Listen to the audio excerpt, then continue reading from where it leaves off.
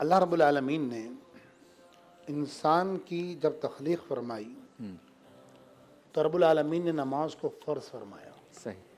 نماز کو فرض فرمایا اور سب سے پہلے نماز کی جو فرضیت ہے وہ پہاڑوں کو پیش کی گئی. تو پہاڑوں نے کہا نہیں، ہم اس کا بوجھ نہیں اٹھا سکتے اللہ کے فرائض کا، یعنی اس کی اہمیت کا اندازہ لگائیے. پھر انسان کو پیش کیا گیا تو انسان نے اس کا بوجھ اٹھایا. اچھا اب چونکہ یہ قرآن نے خود کہا وَإِنَّهَا لَكَبِيرَةٌ إِلَّا عَلَى الْخَاشِعِينَ، نماز ہے بھاری لیکن کس پر بھاری نہیں ہے؟ إِلَّا عَلَى الْخَاشِعِينَ، خشوع کرنے والوں پر بھاری نہیں. اچھا. اسلام کے جتنے اراکین ہیں ان تمام ارکان میں سب سے اہم ترین عبادت جو ہے وہ نماز ہے. واہ. جتنی عبادتیں ہیں ان تمام عبادتوں میں جو بدنی عبادتیں ہیں ان میں اہم ترین عبادت نماز ہے. واہ. اچھا نماز ہم انشاءاللہ آج جیسے آپ نے انٹرو میں کہا کہ ہم نماز کے فرائض، شرائط، سنت، واجبات، مفسدات پہ نماز پہ بات نہیں کریں گے، یہ تو آپ علماء سے سیکھیں. ٹھیک ہے. دوسرا یہ کہ ہم آج فلسفہ نماز پہ بات کریں گے کہ نماز دی کیوں گئی ہے، کیا وجہ ہے. پروردگار عالم جو 70 ماہوں سے بڑھ کر مہربان ہے وہ بندے کو بول رہا ہے کہ سردی کی رات ہے تو اٹھ، غسل واجب ہے تو غسل کر، وضو لازم ہے تو وضو کر اور نماز ادا کر. واہ واہ. جو پروردگار اتنا مہربان ہے لیکن وہ بندے کو کہہ رہا ہے کہ تو نماز ادا کر. کیا وجہ ہے؟ اس کے پیچھے فلسفہ کیا ہے؟ کیوں اسلام نے اتنی زیادہ اہمیت نماز کو عطا فرمائی ہے؟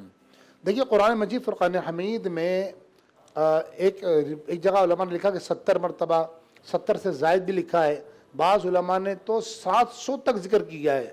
فرمایا 700 مقام پر اشارتاً، کنایتاً، صراحتاً قرآن میں نماز کے احکامات دیے گئے، نماز کا ذکر کیا گیا.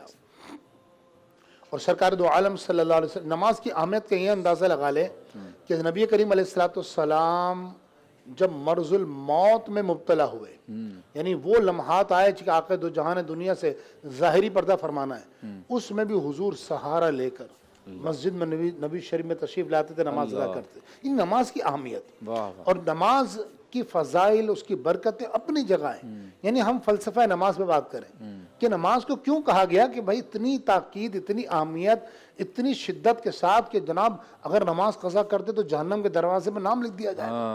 اور حضور نے فرمایا کہ نماز جو یعنی پھر با جماعت نماز، اتنی تاکید کیوں ہے، کیا وجہ ہے؟ دیکھیں بنیادی مقصد کیا ہے کہ انسان کو اللہ رب العالمین انسان بنانا چاہتا ہے. صحیح. مثال کے طور پر قرآن پاک کیا ہے؟ کتاب.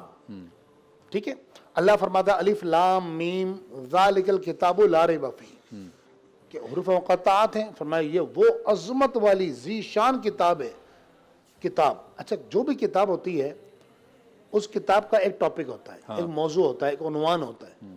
تو قرآن کا بھی ایک عنوان ہوگا، کتاب ہے. تو قرآن کا عنوان کیا ہے؟ حضرت ابن عباس رضی اللہ تعالی عنہما آپ فرماتے ہیں قرآن کا عنوان انسان ہے. قرآن نے انسان پر گفتگو کی ہے اور انسانیت کی معراج حضور نے فرمایا مومن کی جو معراج ہے وہ نماز ہے. یعنی مومن عروج پائے گا تو نماز سے پائے گا. آج قبلہ عالم، آج مسلمان تباہ ہو رہا ہے، برباد ہو رہا ہے، اس کی بیسک اور بنیادی وجہ یہ کہ آج ہم نے نماز پڑھنا چھوڑ دی. قرآن مجید فرقان حمید میں اللہ رب العالمین ارشاد فرماتا ہے کہ الشیطان یعدکم الفقر ویأمرکم بالفحشاء، شیطان کیا کرتا ہے؟ تمہیں محتاجی سے ڈراتا ہے. یعدکم الفقر، تمہیں ڈرائے گا وہ کہ محتاج ہو جاؤ گے. اور یأمرکم بالفحشاء والمنکر، بے حیائی اور بری باتوں کا تمہیں حکم دے گا. اور نماز کیا کرے گی؟ ان الصلاۃ تنہی عن الفحشاء والمنکر، کہ نماز تمہیں بے حیائی سے بچائے گی، برائی سے بچائے گی. کیا مطلب؟ یعنی اگر تمہیں کامیاب ہونا ہے تو تمہیں نماز ادا کرنی پڑے گی.